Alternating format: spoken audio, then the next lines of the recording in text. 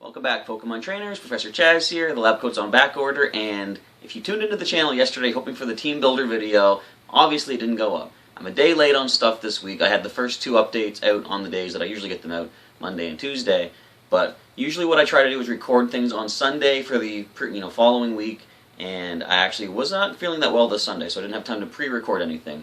But we're here today. We've got the team builder ready for our next Pokemon Omega Ruby Rotation Battle in the free battle in Battle Spot. So as I'm doing, I'm taking one of the Pokemon from my collection that can Mega Evolve, and going to choose them as the Mega Pokemon, and then building the rest of the team around them. This week, it's going to be our Altaria Majestic, going to be Mega Altaria, getting the nice Dragon Fairy type unique combination when she Mega Evolves. So, who did I assemble for the rest of the team? Well, let's get into the team builder right now and find out who's going into the rotation battles this week.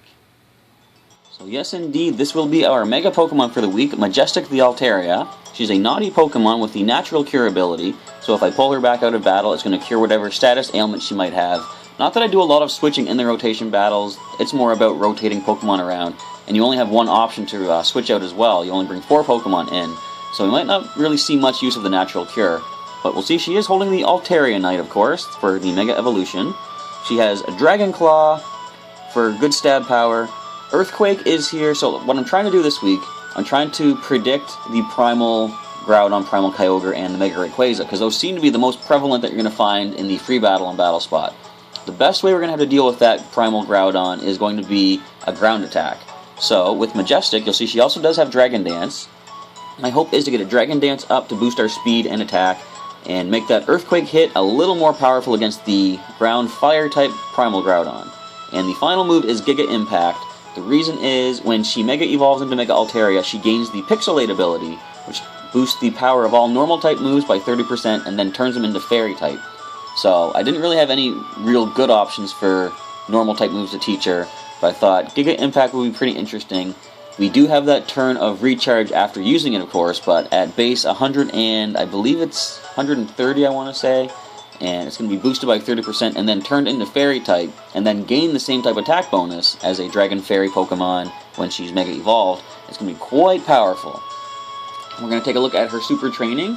I put a little bit into everything. It's kind of the same as I used her last time. So attack and speed have a good amount into them, and they will be boosted once we get some Dragon Dances up, and some defensive investment in the special defense and the physical defense, and some HP investment as well. No special attack because we have no special moves. So the first Pokemon we're going to team up with Majestic to try to get some victories this week in the rotations is Dozer, the Snorlax. She is a naive Pokemon with the immunity ability, so she ain't going to be poisoned by anybody anytime soon. And the item is Chesto Berry. It's going to work well with her rest attack, as you'll see. The moveset is, we have Crunch on here. Good to deal with some ghost types that might show up, and that might not otherwise be touched by any normal moves. Rest is on there, of course. We're going to be able to heal up and get a full heal, cure any status condition, and then wake up immediately once we eat that Chesto Berry. And since we don't have any electric types on the team this week, and we want to prepare for a possible Primal Kyogre, I did teach her Wild Charge. We're going to be able to get some good super effective damage off. We are going to hurt ourselves in Recoil, but that is where Rest is going to come in. We're going to be able to heal back and wake up with that Chesto Berry. And since Metronome is a move that she can't relearn if she forgets it, she is not going to forget that move, plus the sheer wacky fun that can come from Metronome will be pretty interesting. For her super training, we did max out the attack stat, max out the defense as well. Now the picture doesn't really show it maxed out, but it actually is. And the remainder we put into special defense. So the next Pokemon on the team is Shelbert the Squirtle, my original starter from back in Pokemon Blue. Although this is the Fire Red version, actually. Now see, he is a quirky Pokemon, which is actually a neutral nature, so nothing is boosted or lost. The ability is Torrent, so any water moves are going to be boosted if little Shelbert gets down low HP, which he might be able to and survive a hit thanks to the Eviolite that he's holding. It's going to boost the defensive stats by 50%, I believe it is. And you'll see the defenses are actually pretty good at about 180 each. So add another 50% on there, you've got 270 defense just about for both. So the moveset is Scald and Ice Beam, and those are two moves that he's had for quite a while now. Scald can get a burn, and it is stab. Ice Beam is good for type coverage, as well as on a really lucky shot we can get a freeze on the opponent. Now I also taught him Rock Tomb this week because I've learned in past weeks speed control is really important in these battles against the legendary Pokemon. So anything we can hit with a Rock Tomb and slow down is going to be really good for our side. I was considering teaching him Icy Wind instead of Ice Beam, but I was thinking of the 3 main Megas / Primals that we're going to be facing. Of course, Groudon, Kyogre, and Rayquaza. Rock Tomb is going to be neutral against all 3 of them, whereas Ice Beam would be resisted by the Icy Wind would be resisted by the Kyogre. So I thought Rock Tomb's the way to go. I did go also with Confide this week. He did have Protect originally, but I swapped it out because I don't think we're going to have really any opportunities to stall things out using Protect. So this week we're going to go Confide. It could come in handy. It's going to lower the special attack of whichever Pokemon I use it against. And a lot of those Primals are going to be special-based attackers. So for his Super Training, I did max out the HP as high as I could get it. Well, maxed out, of course. And I put the rest into both defenses to try to even them up, and as you saw, they were at about 180 each. The 4th Pokemon this week is going to be Kabutops. He is a Calm Pokemon with Swift Swim ability, which will, I think it doubles his speed when it's raining. And he has the Focus Sash because his defenses are not super good. They're okay, but if he gets hit by a Grass-type attack, chances are he's not going to take that very well. The Focus Sash is going to ensure he at least takes 1 hit. For the moveset, we have Waterfall, which could get some flinching off once he is faster in the rain, and of course it will be boosted by the rain.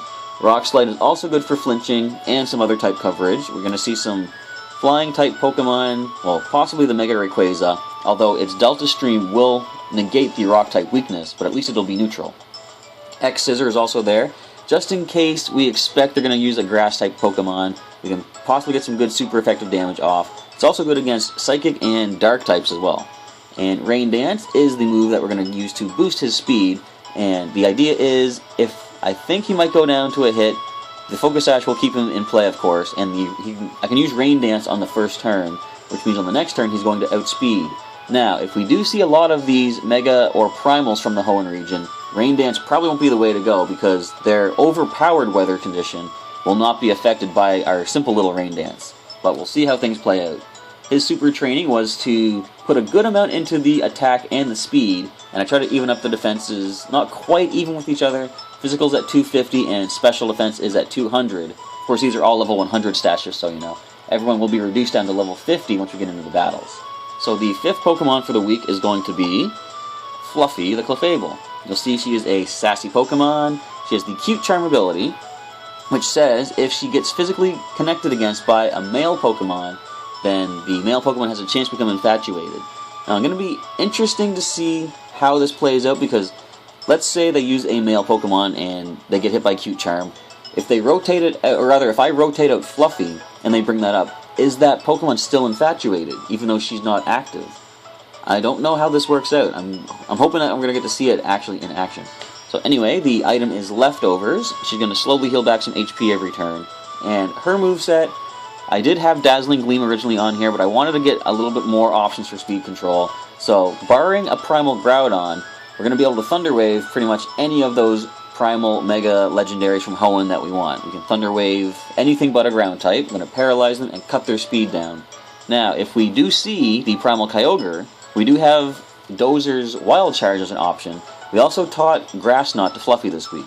Going to get some good super effective damage off, and I'm pretty sure Primal Kyogre is pretty heavy, which means Grass Knot will do a lot of damage. I was looking on the Pokemon.com Pokedex, and I was shocked when I found out that Primal Kyogre is like twice the size of regular Kyogre.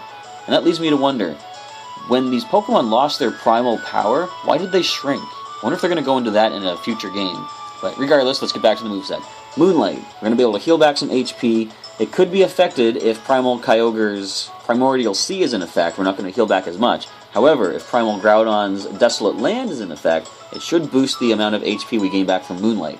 And to help the team out with some defensive purposes, we have Light Screen. It's going to boost our special defense by 50% for 5 turns.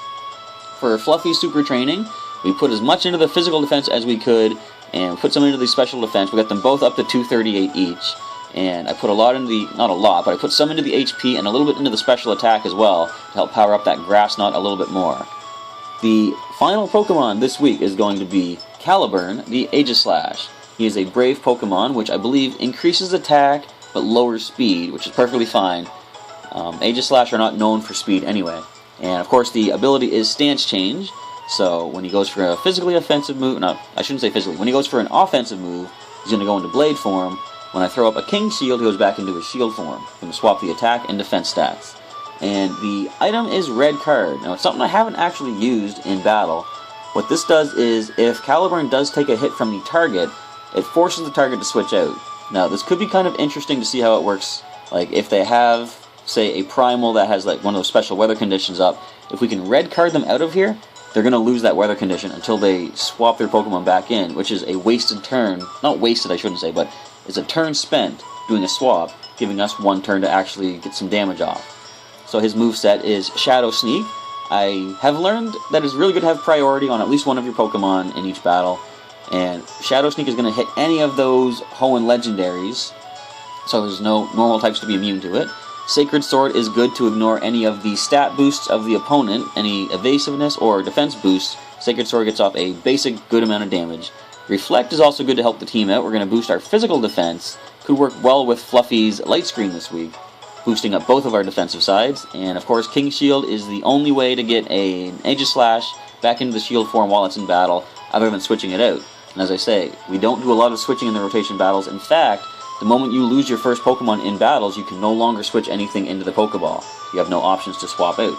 The Super Training, we maxed out the attack as good as we can get it, and maybe not maxed. I can't tell if that's maxed or not, but either way, we put a lot into the attack, and we boosted up both the defense and special defense and physical defense as well as we can get them, and they're both at about 360 each.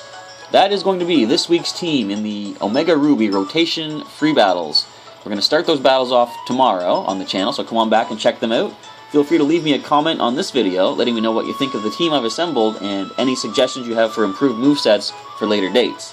It can help me out in some future battles, but also if anyone wants to recreate some of the Pokemon that I'm using today, it could help them get some strategies put together for their teams as well.